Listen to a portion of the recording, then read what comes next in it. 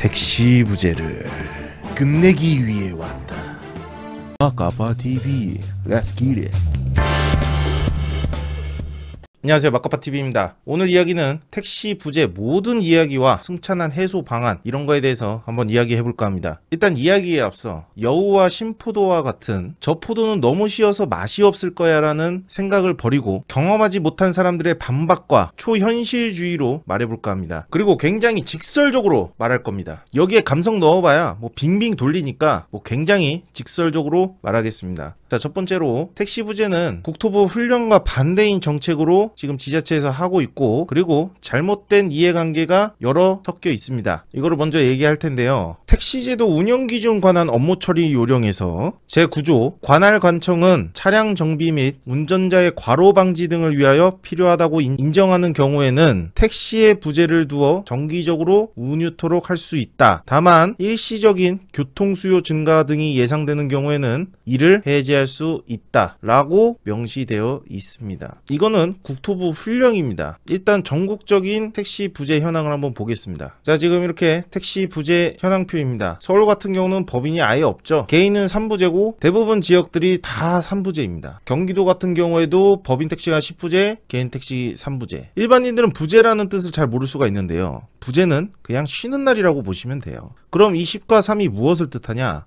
열흘 중에 하루 쉰다는 거죠. 3부재는 3일 중에 하루 쉰다는 이야기입니다. 지금 우리나라 택시 같은 경우는 이마트 홈플러스 마냥 강제로 쉬어야 되는 상황입니다. 이 3부재 같은 경우는 원래 석유 파동 때 만들어진 겁니다. 그런데 아까 말했듯이 훈령에는 과로사 정비 때문에 운유할 수 있도록 한다라고 적혀 있습니다. 그런데 더 웃긴 사항은 뭐냐면 이 택시 부재가 만들어진 과정, 그러니까 석유 파동 때문이도 아니고 과로사와 정비 때문에 부재를 둔다고 말하지도 않고 이 공무원 답변은 그냥 법인 택시와 합의를 하라고 합니다. 결론적으로는 공무원에 대한 그 답변은 아무런 근거가 없습니다. 왜냐하면 정비와 과로사 때문이라면은 부재가 없는 지역은 과로사와 정비 때문에 택시를 운행을 못하겠죠. 그렇기도 하고 이 부재표만 봐도 개인 택시보다는 법인 택시 노동 강도가 더 세다는 것을 볼 수가 있죠.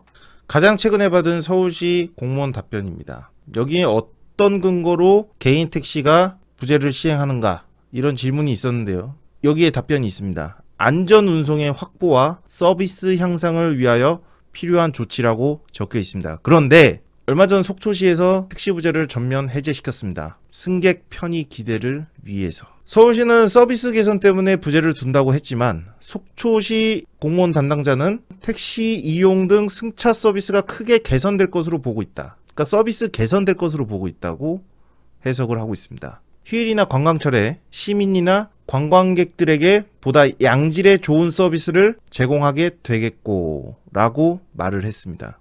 각 지역마다 공무원 입장이 다 다른 것 같습니다. 그렇다는 이유는 이 공무원들이 자기 맘대로 지금 해석을 하고 있다고 저는 보고 있습니다. 서울시는 서비스 개선 때문에 부재를 둔다 그러고 속초시는 서비스 개선을 위해 부재를 해제했습니다. 근데 또 이거와 다르게 훈령은 다르게 적혀 있죠. 물론 만들어진 계기도 그렇고요. 그래서 지금 현 상황은 공무원들의 다른 해석 때문에 서울시 같은 경우나 일부 3부재에 있는 지역들은 3분의 1이 쉬고 있습니다. 강제로. 제가 이렇게 지금 부재표를 한번 가져왔습니다.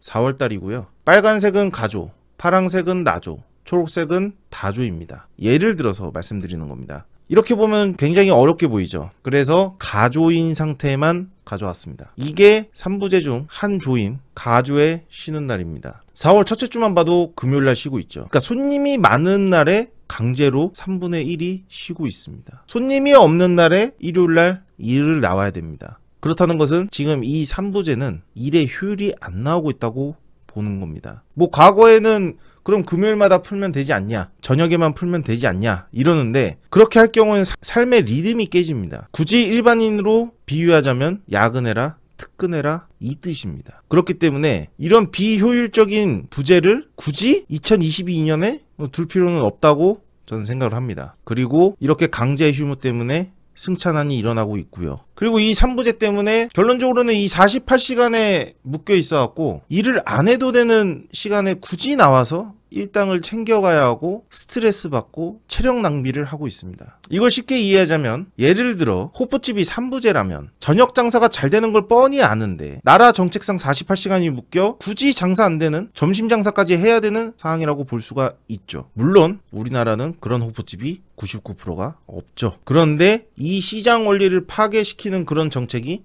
택시에게 일어나고 있습니다. 자, 그러면 공무원들이 주장하는 잘못된 이해관계인 법인 택시 이야기를 해보겠습니다. 과연 개인 택시 부재를 계속하게 될 경우 법인 택시가 살아날까요? 제가 분명 직설적으로 얘기한다고 했습니다. 법인 택시 현재의 상황을 한번 보겠습니다. 일단 카카오가 직영점으로 운영하는 법인 택시 상황입니다. 적자 속 구조조정. 잘 안 되고 있다는 겁니다. 법인 택시가. 얼마 전 뉴스에 나온 법인 택시 사장님 인터뷰입니다. 너무 힘드니 그래서 근로자들에게 사표를 종용하고 실업급여를 타먹을 수 있도록 권고사직을 할 수밖에 없는 상황이라고 인터뷰를 하고 있습니다. 그리고 요금이 안 되니까 근로자들에 대한 대우나 급여 조건들이 좋지 못하니까 많은 인력들이 빠져나간다고 합니다. 그리고 계속해서 인터뷰 내용이 이렇게 많은 지금 말을 못하지만 사장들이 택시 사업에 대한 희망을 갖지 않고 있다고 합니다. 그래서 현재의 상황은 이렇습니다. 지금 법인 택시 가동률이 서울이 34.8%, 경기는 40%, 인천은 35%, 부산은 37%, 대전 37%, 광주 36%, 대구 37%, 울산 42%입니다. 경영난 현실 수준이 이렇습니다. 시간당 운송 원가가 18,394원인데 시간당 운송 수입이 18,236원입니다. 현재 법인 사장님들이 힘든 건 팩트입니다. 심지어 서울시 몇몇 사장님들은 면허를 반납하고 차고지 용도를 변경만 해주면 지금 당장 때려치고 싶다고 합니다.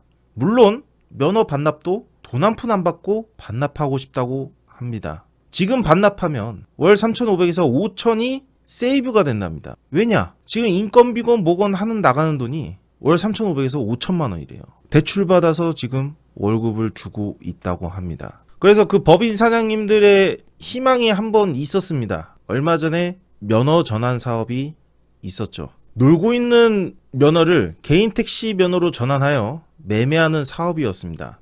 뭐 대충 말씀드리면은 딱 이 정도 사업이었습니다. 하지만 이 전환 사업하는 도중에 택시 4개의 단체 중 3개의 단체, 민노, 한노, 전국 택시 운송사업 조합 연합회가 성명서를 발표하며 반대를 했습니다. 이 성명서를 보면 포도는 분명 씌어서 맛이 없을 거라는 생각이 담겨져 있는데요. 그 부분을 보겠습니다. 아까도 말씀드렸다시피 3개 단체의 성명서입니다. 이 성명서 중에 적혀 있는 게 있습니다. 비록 카카오 모빌리티가 택시 면허 전환 사업은 자신들과 무관하다는 입장을 밝혔으나 블랙핀이 서울 등 수도권 지역의 가맹지역본부로서 카카오 모빌리티의 특수관계를 있다는 점을 볼 때 카카오 모빌리티가 블랙핀의 배후가 있다는 것을 의심하지 않을 수밖에 없습니다. 이 생각을 한 이유가 카카오 모빌리티 직영회사 대상으로 시작한다는 의혹이 불거져 법인 사장들과 노동자들은 분노했다고 적혀 있습니다. 여기서 확실히 말씀드리자면 저도 알아봤지만 카카오 모빌리티가 택시 면허 전환 사업은 자신들과 무관하다고 발표를 했습니다. 그러면은 여기서 끝내야 되는데 수많은 음모론 때문에 이게 그냥 무너졌어요. 이건 모르는 거잖아요. 여기에 대한 근거를 갖고 와야 되는데 근거가 없을 겁니다. 그래서 제가 아까 말씀드렸다시피 저 포도는 분명 씌어서 맛이 없을 거야. 단지 음모론 때문에 저렇게 힘든 사장님들의 그 탈출구를 막아놨습니다. 그래서 막혔어요. 물론 거기에 대해 뭐 법 해석이 되든 안 되든 누군가가 나서서 이거를 해결하려고 했을 때 저렇게 힘든 사장님들은 나가고 봐야 되지 않나 그렇게 생각을 합니다. 자, 다음으로는 법인 택시 운영 채용 공고를 한번 살펴보겠습니다. 우리 그 위대하신 전국 택시 운송사업 연합회 회장님이 운영하신 박벽규 회장님이 운영하는 택시회사 채용 공고를 한번 보겠습니다. 지금 현재 나와 있는 택시 공고입니다. 네, 박복규 회장님 맞으시고요. 급여가 124만원부터 시작입니다. 대부분 법인 택시가 26일 만근 기준일 텐데 이 법인 택시 기사님들이 지금 월급 받는 거는 꼴랑 하루에 48,000원입니다. 뭐 아시다시피 산학금이 있을 것이고 기준금이 있을 거라고 말씀하시는 분들이 계실 거예요. 그런다 한들 이게 정상적인 채용 공고일까요?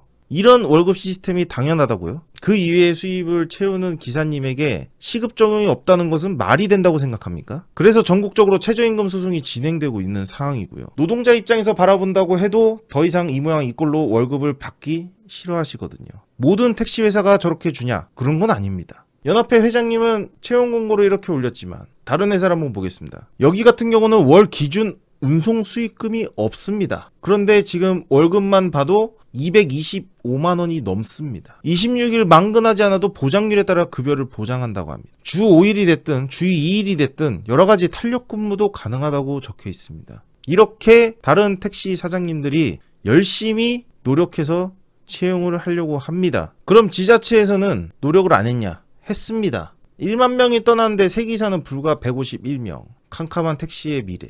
2년 동안 떠난 서울택시기사 1만 명. 취업업종 포함 1인당 100만 원을 지원하는데도 불구하고 돌아오는 거는 151명밖에 안 됐습니다. 왜냐면 지금 법인택시 현실 시급은 4,600원입니다. 2002년 최저시급은 9,100원입니다. 그럼 결론은 왜 법인 사장님들은 힘들어할까요? 법인 사장이 힘들기 때문에 법인 기사님들이 힘들어지거든요. 근데 이것도 말이 안 되는 게 사장이 힘들다고 해서 직원이 힘들 수는 없죠. 그래도 최저시급은 보장이 되고 일한 만큼 줘야 되는 건 또 맞습니다. 그럼 법인 사장들은 왜 힘드냐? 급격하게 치솟은 인건비. 인건비는 뭐다? 법이잖아요. 이 나라에서 보장하는 인건비잖아요. 빠르게 급등한 LPG 가스값도 있습니다. 그리고 뭘 해도 안 모이는 인력난. 이 세 가지가 종합적으로 작용을 하여 법인 사장님도 힘들고 인력난도 일어나고 있습니다. 그게 곧 법인택시 가동률이고요. 그럼 첫 번째적으로 요금을 봤을 때 우리나라는 요금이 과연 세계 몇 위일까요? 3,000원 시절 때 60위였습니다. 제가 3,000원 시절이라고 얘기해도 상관없는 게 어쨌든 얘네도 다 같이 올라가거든요. 세계 60위가 우리나라 택시 요금입니다. 이게 또 현실이에요. 그러니 이 요금부터가 엉망이어서 월급을 줄래야 줄 수도 없는 상황이고 인력이 모일래야 모일 수가 없는 상황이에요. 그 현실이 15년도 연구조사 결과에 서울은 3,000원으로 OECD 국가 평균 택시요금 약 4,500원 대비 35%가 낮다고 나왔습니다. 이 연구 결과가 나왔으면 즉각 행동을 했어야 되는데 안 했어요. 놨습니다. 그냥. 그래서 그 이후에 쌓이고 쌓여서 2022년에 터지고 말았습니다. 그 결과가 이렇게 나왔습니다. 그 잘못된 요금 정책 때문에 법인 사장은 물론 우리 개인 택시도 타격이 커요. 타격이 없다고는 할 수는 없습니다. 개인 택시가 뭐 겁나게 잘 살거나 그러지 않아요. 다 똑같은 사람이고 다 똑같은 사업자입니다. 개인 택시도 타격이 크죠. 들어가는 돈이 많은데 점점점 자동차는 비싸지고 점점점 보험료는 비싸지고 점점점 물가는 비싸지는데 정작 내가 받는 물가는 올라가지 않고 있죠. 이런 문제로 인해 택시 자체가 고령화가 되어가고 있습니다. 그리고 젊은 사람들의 유입이 끊긴 이유 중 하나입니다. 이 상황을 모르고 대부분 사람들이 우리나라 택시 기사님들에게 비난을 합니다. 늙은 꼰대, 할아버지, 할아버지가 운전하면 무서워요. 이러고 있죠. 현재 상황은 이럴 수밖에 없는 상황인데. 그런데 이 고령화 문제는 우리나라뿐만 아니라 옆나라 일본도 그래요. 똑같습니다. 일본 이야기한 김에 저 포도는 분명히 쉬어서 맛이 없을 거야 라는 오해를 한번 보겠습니다. 일본 택시를 떠오르면 어떤 게 생각이 나나요? 우리나라 택시와 비교했을 때 분명히 일본 택시는 친절할 거야. 비싸니까. 그리고 선진국이니까 더 친절할 거야. 이렇게 생각을 많이 하실 텐데요. 거기에 대한 연구 결과는 정반대였습니다. 일본 민원과 우리나라 민원 15년 기준으로 봤을 때 일본 택시는 민원 1등이 접객 불량입니다. 불친절이 1등이에요. 일본 같은 경우는. 그 다음이 부당요금, 그 다음이 승차거부입니다. 그런데 우리나라 같은 경우는 반대입니다. 승차거부가 1등이고 불친절이 2등이고 그리고 그의 부당요금 이게 3등입니다. 좀 다르게 나타나고 있죠. 자, 그러면은 이 2015년에 나왔던 승차거부 과연 현재는 몇 건일까? 2020년 12월 5일 기준입니다. 올해라는 거는 2020년이겠죠. 전년에는 50% 이상 감소했다고 나오는데 그럼 전년에 19년 코로나 이전 승차 거부 건수는 몇 건이었을까요? 여기 나와 있습니다. 지난해 3,951건. 약 4,000건이라고 볼게요. 그리고 2020년에는 그거 반의 반이 줄고 있다. 그렇게 볼 수가 있죠. 서울시 3만 명 택시기사가 출근했다고 하고 평균 10명 승객을 모셨을 때 하루 30만 명 승객이며 1년이면 1억 명의 승객을 모셔다 드립니다. 굉장히 최소 수치를 잡았죠. 아마 이거보다 더 훨씬 많을 겁니다. 근데 이 중에 19년 한 해 3,951건이 승차 거부 민원이 처리가 됐다면 1억 명의 승객 중 3,951건이면 굉장히 적은 민원 아닐까요? 이 정도 민원은 어느 업종이든 비율로 따지면은 많은 편이라고 보지도 않습니다. 그리고 이 민원이 점점점 감소가 되고 있고요. 물론 감소가 되는 건 코로나 영향도 있긴 있습니다. 자, 지금 이야기가 생 것 같죠? 왜 갑자기 서비스 타령이냐? 아까 말씀드렸다시피 안전운송의 확보와 서비스 향상을 위하여 필요한 조치라고 되어 있습니다. 뭐가? 부재가. 그런데 사실상 서비스가 좋아졌습니다. 부재 때문일까요? 저는 아니라고 봅니다. 맞다고 해도 그럼 좋아졌으니 지금 풀어야 되는 거 아닌가요? 승차 거부 이야기 나와서 하는 말인데 언론에서 때려잡은 승차 거부 포착은 대부분 지방 택시를 경향하는 것도 있었습니다. 택시는 관내 영업이 불가능하기 때문이죠. 언론사에서 영상 찍은 겁니다. 여기는 서울인데 이게 서울 가등입니까? 절대 아니죠. 근데 이 승객은 승차 거부 당했다고 기자에게 말하고 있습니다.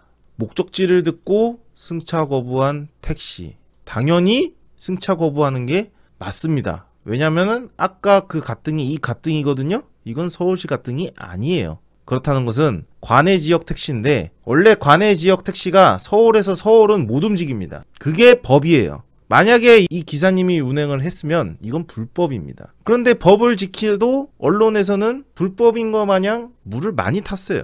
이런 거 한참 찍을 때. 심지어 서울시 택시분류과장 출신 한 분이 지금 택시하고 계시는데 승차 거부를 왜 하냐고 물어봤을 때 이런 답변을 했습니다. 먹고 살기 어려우니까 당장. 맞아요. 먹고 살기가 어려워서 승차 거부한 걸 수도 있습니다. 그런데 먹고 살기가 어려웠으면은 그걸 뜯어 고쳤어야 되는데 안 뜯어 고치죠. 우리나라는. 이 과장님도 택시를 해보니까 먹고 살기가 힘든 거예요. 지금은 이제 개인 택시 하시는데 먹고 살기 힘들면은 요금을 뜯어 고쳐야지 이거를 계속 단속한다고 해서 그 문제가 해결이 될까요? 단속하면 해결은 되겠죠. 그런데 택시기사는 계속 먹고 살기가 힘들겠죠. 택시가 공공입니까? 공공이면 완벽하게 공공 서비스로 가든지 그게 아니면 요금 자율권 및 운영 자율권은 어느 정도는 우리한테 줘야 되는 게 정상 아닐까요? 이렇게 과거에 있었던 일을 종합적으로 봤을 때 지금 이 승차난 일어나는 거 법인 택시 열악한 환경 때문에 이탈을 했고 세금 투입하며 길을 쓰고 채용을 하려고 했지만 채용이 안 됐고 채용이 안 되는 이유는 노동 강도 대비 지나친 낮은 월급 때문에 이탈을 했고 월급을 주면 요금을 올려야 하는 상황인데 지금 당장은 안 되고 종합적인 이유로 토대로 봤을 때 승차난을 해결할 수 있는 방법은 무엇입니까? 개인 택시 부재 해제라고 생각합니다. 그리고 이제는 더 이상 개인 택시 부재를 어떠한 이해관계를 껴서도 안 됩니다. 누구를 위해서 부재를 합니까? 모든 업종이 3부제라면 이해가 가는 정책일 텐데 대부분 국민들은 주 5일을 일하며 금요일 토요일 신나게 노는 대한민국인데 일의 효율이 안 나오는 정책인 이 개인 택시 부재가 말이 된다고 생각합니까? 점심 저녁 시간에 잘 되는 음식점이 브레이크 타임을 왜 갖겠습니까? 효율이 안 나오니까 샷다를 내리고 쉬는 거 아닐까요? 제가 일했던 음식점들은 다 그러던데 장사를 자율적으로 하게 해서 자유롭게 자연스럽게 하게 냅둬야지 개인들의 자유를 억압하며 책짓질 해가며 과두는 게 2022년에 맞는 정책입니까? 지금 승차난 해결 방법 세금 조금만 쓰면 됩니다. 지자체에서 개인 택시 기사님들에게 오늘부터 부재가 없습니다. 이거 한 번만 문자로 날리시면 됩니다. 이거 문자 비용만으로 승차난이 해결될 수가 있습니다. 그 문자 비용 나가는 세금도 아까우면은 저희가 하겠습니다. 저희 개인 택시에서 하겠습니다. 택시 부재 그리고 승차난 이런 종합적으로 봤을 때 현재 상황은 이렇고 현실이 이렇습니다. 여기에 더 이상의 이해관계를 넣거나 감성을 넣을 필요는 1도 없습니다. 지금 당장 못 가는 손님들 수두룩합니다. 승차난이 자꾸 지속이 되면은 결국엔 욕먹는 건 또 택시 기사이고 우리도 불안합니다. 우리도 우리 업권이 잘 되면 좋겠죠. 그런데 이 비정상적인 정책으로 인해서 자꾸 택시 이미지가 안 좋아지고 승객들은 택시는 무조건 또 안 잡힐 거야. 이런 인식을 심어주기가 정말 싫습니다. 빨리 우리나라는 시대의 흐름에 맞게 개인 택시 부재를 해제해 주십시오. 오늘의 영상 요약. 국민들의 이동권 자유가 있다면 국민들인 택시 기사님들의 영업권도 자유가 있어야 한다. 구독과 좋아요는 나의 힘이 됩니다. 다 보셨으면 무조건 눌러주세요. 월 990원을 후원하는 가입 버튼 있어. 무조건 누르는 건 아니지만 부탁해요. 모모타 구독과 좋아요는 나의 힘이 됩니다. 다 보셨으면 무조건 눌러주세요. 여기까지.